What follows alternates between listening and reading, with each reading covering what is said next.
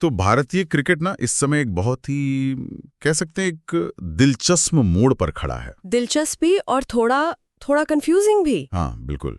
एक तरफ तो देखिए दक्षिण अफ्रीका के खिलाफ नई वनडे सीरीज का पूरा रोमांच है, लेकिन दूसरी तरफ टीम के भविष्य को लेकर एक बहुत बड़ा सवाल वो मंडरा रहा है। दी और आज की तारीख है 29 नवंबर 2025 और ये सवाल दो ऐसे नामों पर है जो पिछले एक दशक से मतलब भारतीय क्रिकेट की पहचान रहे हैं, रोहित शर्मा और विराट कोहली। बिल्कुल। तो आज हमारे पास कई स्रोतों से जानकारी है।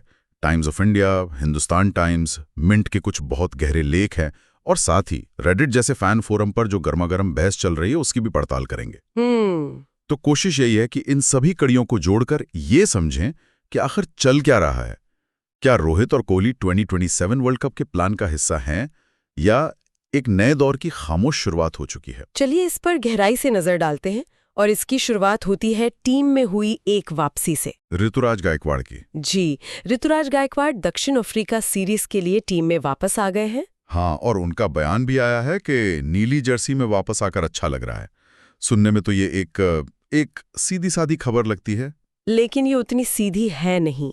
उनकी वापसी इसलिए नहीं हुई कि चयनकर्ताओं ने अचानक उन पर ध्यान दिया। अच्छा, बल्कि इसलिए हुई क्योंकि शुभमन गिल और श्रेयस अय्यर जैसे सेट हो चुके खिलाड़ी चोटिल हैं। तो ये एक मजबूरी का चयन है एक तरह से, और ये हमें टीम की बेंच स्ट्रेंथ की हकीकत दिखाता है और ये भी कि मौके कैसे बन और बिगड़ रहे हैं। गायकवाड़ अब सीधे सीधे नंबर 4 की जगह के लिए तिलक वर्मा और ऋषभ पंत के साथ मुकाबले में हैं। मतलब टीम में एक तरह की हलचल है, कोई भी अपनी जगह पक्की मानकर नहीं चल सकता। बिल्कुल। तो एक तरफ गायकवाड़ जैसे नए खिलाड़ी जगह बना रहे हैं, लेकिन मजे की बात यह है कि सारी सुर्खियां, सारी बातचीत वो तो अब भी उन्हीं दो दिग्गजों के इर्द गिर्द है, रोहित शर्मा और विराट कोहली।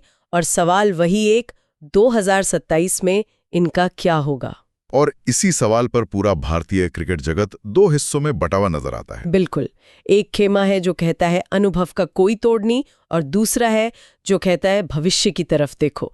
पहले बात करते हैं उस खेमे की जो इन दोनों के साथ खड़ा है, और उसकी सबसे बुलंद आवाजें हैं पूर्व कप्तान कृष्णमाचारी श्रीकांत। हाँ, उनके बयान ने तो काफी हलचल मचा दी है। वो उम्र वाले तर्क को तो सुनने को ही तैयार नहीं है। बिल्कुल नहीं। श्रीकांत का नजरिया बहुत साफ है। उन्होंने कहा ये सब बातें बंद करो कि वो 40 के हो रहे हैं। उम्र सिर्फ एक नंबर है। जी, उनका मानना है कि जब तक खिलाड़ी पूरी तरह फिट है और रन बना रहा है उसे टीम में होना चाहिए। उन्होंने मिसाल दी कि रोहित आज भी स्लिप में कमाल के कैच पकड़ रहे हैं। सही बात है। और कोहली की फिटनेस तो किसी 25 साल के लड़के जैसी है। हाँ, वो तो है। तो वो चयनकर्ताओं से कह रहे हैं कि इन दोनों को स्पष्टता दो और टीम इनके इर्द गिर्द बनाओ। लेकिन यहाँ एक सवाल उठता है। ऑस्ट्रेलिया के खिलाफ हालिया सीरीज को ही देख लीजिए। Rohit player of the series थे। हाँ, कोहली ने भी लय हासिल की। इसके बावजूद ऐसा लगता है कि टीम मैनेजमेंट मतलब कोच गौतम गंभीर और मुख्य चयनकर्ता अजीत अगरकर पूरी तरह से आश्वस्त नहीं है। बिल्कुल। और यहीं पर मैनेजमेंट का नजरिया श्रीकांत से अलग हो जाता है। उनकी चिंता इन खिलाड़ियों की क्षमता को लेकर नहीं है। अच्छा, तो फिर किस बात को लेकर है? उनकी चिंता है लय और रस्टीनेस को लेकर, मतलब मैच प्रैक्टिस की कमी। चूंकि अब ये दोनों सिर्फ एक ही फॉर्मेट खेलते हैं, वनडे, तो सीरीज के बीच में लंबा गैप आ जाता है। और इसका असर दिखा भी था। ऑस्ट्रेलिया सीरीज के पहले 2 मैचों में कोहली लगातार 2 बार 0 पर आउट हुए और दोनों ही बल्लेबाजों की शुरुआत बहुत धीमी रही थी। एग्जैक्टली। वोट की चिंता यही है कि हर सीरीज में ऐसा जोखिम नहीं उठाया जा सकता। अच्छा। और खबरों के मुताबिक इसीलिए दक्षिण अफ्रीका सीरीज के बाद अहमदाबाद में एक बैठक की योजना है जिसमें 2027 के लिए एक स्पष्ट रोड मैप तैयार किया जाएगा। जी, और इसी में सौरव गांगुली की चेतावनी भी जुड़ जाती है। हाँ, उन्होंने भी तो कहा है कि साल में सिर्फ 15-20 मैच खेलकर लय बनाए रखना बहुत मुश्किल होगा। और उन्होंने एक बहुत बड़ी बात कही कि एक दिन खेल उनसे दूर चला जाएगा और वे खेल से दूर चले जाएंगे। ये तो बहुत बड़ी चेतावनी है।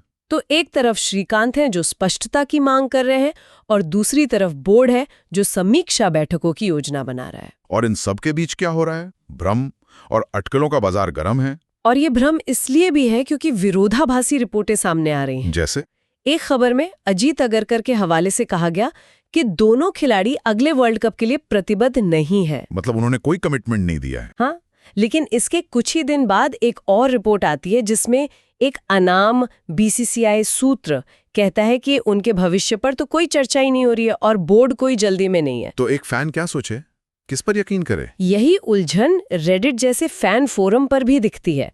वहां तो लोग इसे बोर्ड के एक चाल की तरह देख रहे हैं। चाल? कैसी चाल? फैंस का मानना है कि बोर्ड माहौल का अंदाजा लगा रहा है। वो सूत्रों के जरिए खबरें लीक करके देख रहे हैं कि जनता का रिएक्शन क्या होगा। अरे वाह, मतलब ये एक तरह का पब्लिक ओपिनियन टेस्ट है। हो सकता है। और इसी बीच बीसीसीआई ने रोहित को सलाह दी है कि वो अटकलों पर ध्यान न दें और अपनी फिटनेस पर ध्यान केंद्रित करें। ये तो और भी अजीब है। मतलब एक तरफ आप खुद ही माहौल बना रहे हैं और दूसरी तरफ खिलाड़ी को कह रहे हैं कि माहौल पर ध्यान मत दो। यही दिखाता है कि संवाद की कितनी कमी है। और जब हम भारतीय क्रिकेट के इतिहास को देखते हैं तो ये चुप्पी थोड़ी डराती है। बिल्कुल, क्योंकि ये कोई नई बात तो है नहीं। हमारे कई महान खिलाड़ियों को मैदान से एक सम्मानजनक विदाई वो नसीब नहीं हुई। और ये सूची काफी लंबी और चौंकाने वाली है। शिखर धवन, MS धोनी, युवराज सिंह, वीरेंद्र सहवाग, गौतम गंभीर, जहीर खान। धोनी का तो मतलब 2019 वर्ल्ड कप का वो रन आउट और फिर एक साल बाद इंस्टाग्राम पर एक पोस्ट, सब खत्म। युवराज ने विदाई मैच का ऑफर ठुकरा दिया।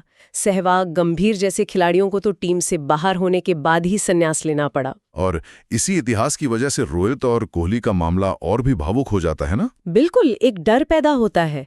क्या दो और महान खिलाड़ी उसी शांत बिना सम्मान की विदाई की राह पर है? और इन्हीं सब बहसों के बीच दक्षिण अफ्रीका के खिलाफ आने वाली सीरीज हमें उनकी महानता की याद दिलाती है। हाँ, और आंकड़ों में उनके दबदबे की भी। इस सीरीज में कई बड़े रिकॉर्ड टूट सकते हैं। जरा उन आंकड़ों पर नजर डालते हैं। सबसे पहले तो एक जोड़ी के तौर पर रोहित और कोहली एक साथ अपना 392वां अंतर्राष्ट्रीय मैच खेलेंगे। 392वां? जी। और इसके साथ ही वो तेंदुलकर, द्रविड़ 391 को पीछे छोड़कर सबसे ज्यादा मैच एक साथ खेलने वाली भारतीय जोड़ी बन जाएंगे। ये तो अविश्वसनीय है।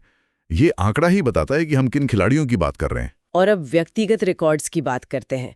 रोहित शर्मा, वो 20,000 अंतर्राष्ट्रीय रन पूरे करने से सिर्फ 98 रन दूर है।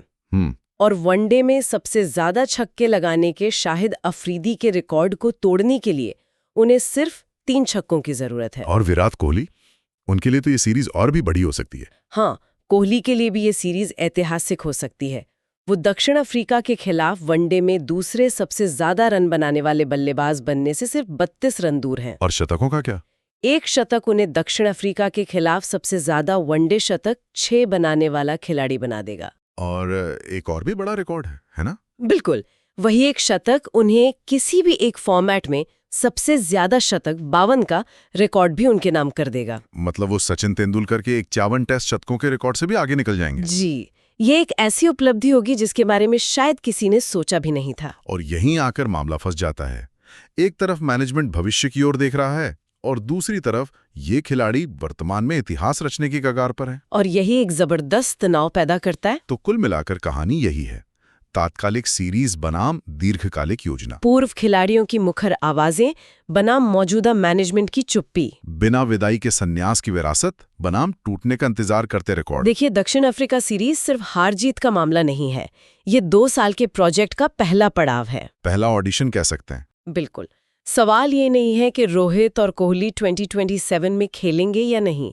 सवाल ये है कि 2027 की योजनाओं में फिट होने के लिए उन्हें अपने खेल को कैसे विकसित करना होगा। मतलब सिर्फ रन बनाने से काम नहीं चलेगा, ये भी देखा जाएगा कि वो रन कैसे बना रहे हैं। हाँ, क्या रोहित पावर प्ले में अपनी आक्रामक शैली बनाए रखेंगे?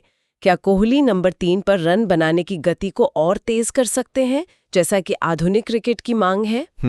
ये सीरीज इन सवालों के जवाब का पहला संकेत देगी। तो अंत में सोचने वाली बात यह है, असली सवाल शायद ये नहीं है कि बोर्ड इन खिलाड़ियों को टीम से बाहर करेगा या नहीं। असली सवाल ये है कि क्या भारतीय क्रिकेट के पास अपने महानतम खिलाड़ियों के संन्यास को सम्मानजनक तरीके से संभालने के लिए कोई व्यवस्था है, या फिर इतिहास खुद को दोहराने के लिए अभिशप्त है और प्रशंसकों को एक बार फिर